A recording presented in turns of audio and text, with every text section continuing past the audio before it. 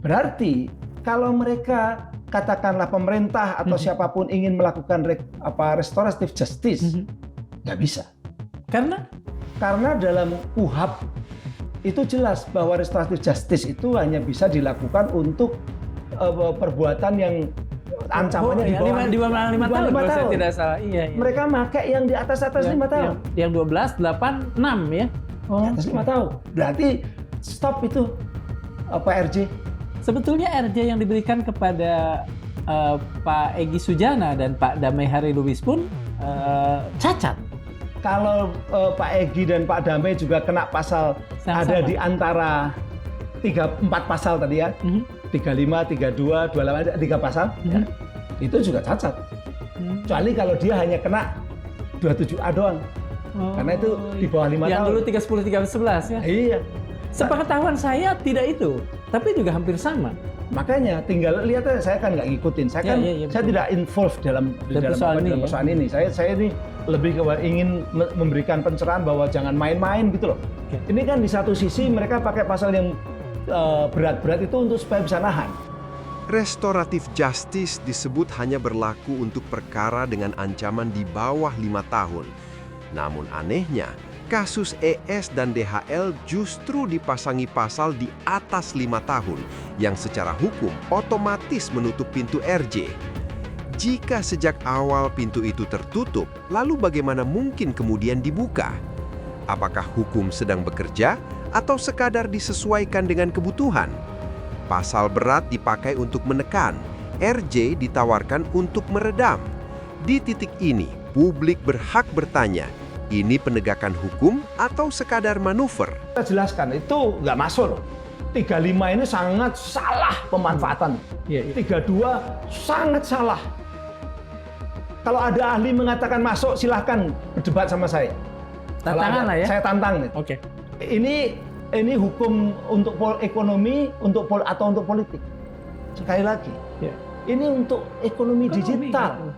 Ditujukan untuk ekonomi digital. Ditujukan untuk memberikan wahana yang bagus ya. Supaya yang namanya ekonomi digital tuh orang nggak ngerubah-ngerubah. Karena kalau ngerubah itu nanti akan muncul ketidakpercayaan kepada sistem ekonomi di negara ini gitu loh. Itu yang kenapa lalu sanksinya 12 tahun. Bukan lalu kalau ada orang nyoret-nyoret, orang ngerubah data elektronik yang lalu lalang itu kena 12 tahun. Gila ini. Ini caranya, makanya saya bilang nggak lulus kalau jadi mahasiswa saya. Prof. Henry menyebut dalam kasus RRT banyak pasal UU ITE dipaksakan masuk, padahal salah konteks dan melenceng dari tujuan aslinya. UU yang dirancang untuk melindungi ekonomi digital justru dipakai untuk menjerat orang. Ia bahkan menantang terbuka. Jika ada ahli yang menganggap pasal itu relevan, silahkan berdebat secara akademik. Pertanyaannya sederhana tapi mengusik. Yang sedang ditegakkan ini hukum ekonomi atau hukum untuk membungkam kritik politik?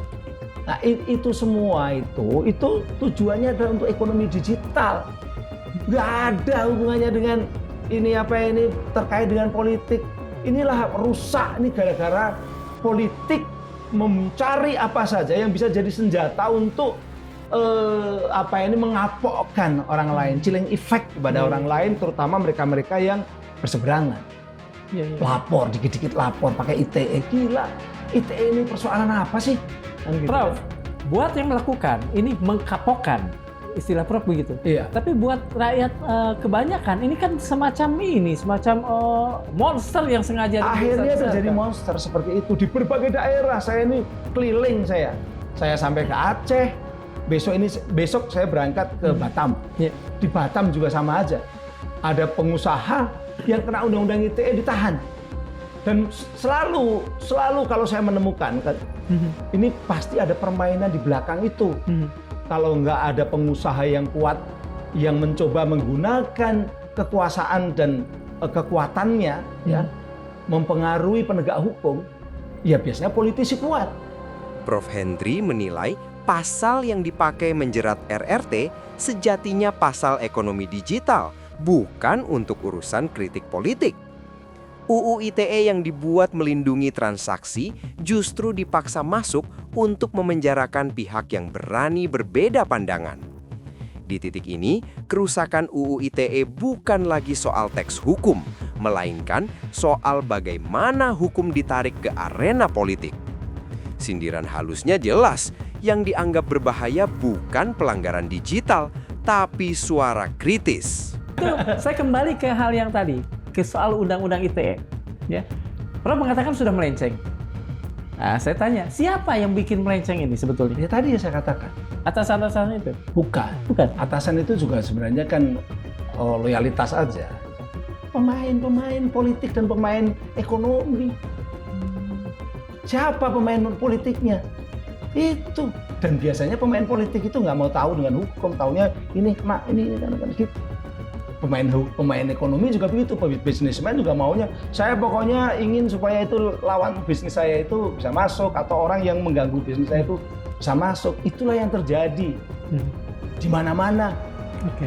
Nah, yang inilah makanya reformasi kepolisian itu penting, reformasi kejaksaan penting gitu. Tapi kalau untuk kasus ini saya bilang bahwa agak sulit untuk rekonsiliasi atau restoratif justice ya, karena undang-undangnya udah jelas.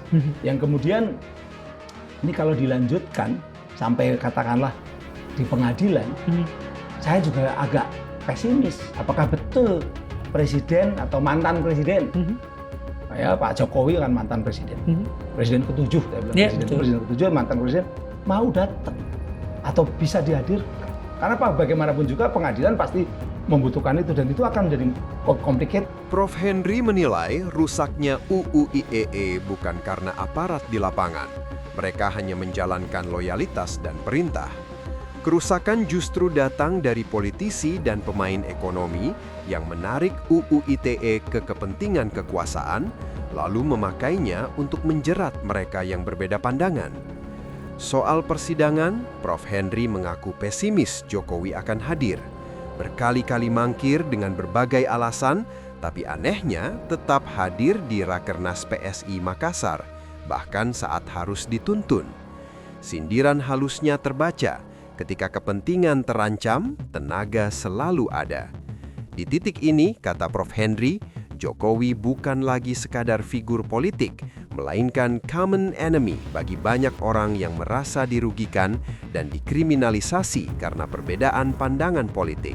Complicated, bahkan mungkin kalau sampai kemudian RRT ini ditahan, karena tadi kan sanksinya di atas 5 tahun, itu potensinya juga akan ribut luar biasa. Dan itu termasuk di luar negeri juga bisa dikatakan sebagai Indonesia melakukan yang seperti yang dulu dituduhkan gitu. Yang saya sempat membalas menjawab. Apa itu tuduhannya waktu itu? Oleh Dewan HAM PBB kita disebut melakukan judicial harassment. Pelecehan terhadap hukum. Jadi memanfaatkan ini itu sebagai judicial harassment. Negara yang melakukan judicial harassment. Dan itu sangat berpengaruh buruk di mata luar. Iyalah, itu citra kita lah. Gitu. Artinya ini jangan sampai terjadi. Nah, makanya ini kalau sampai, makanya saya itu juga mikir, ya apa yang harus dilakukan? Saya mikir ya presiden harus turun tangan.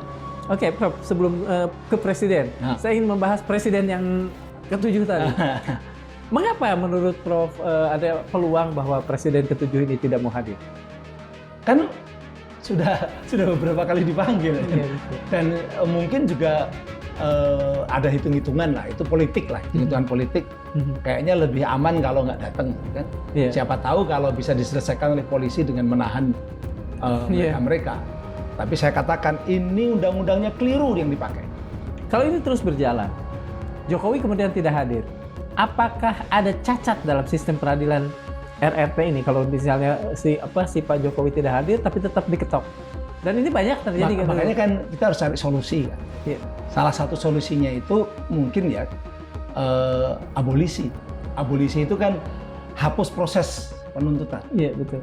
Dihapus seperti kasusnya Tom Lembong. Abolisi. Presiden mau nggak melakukan abolisi? Hapus.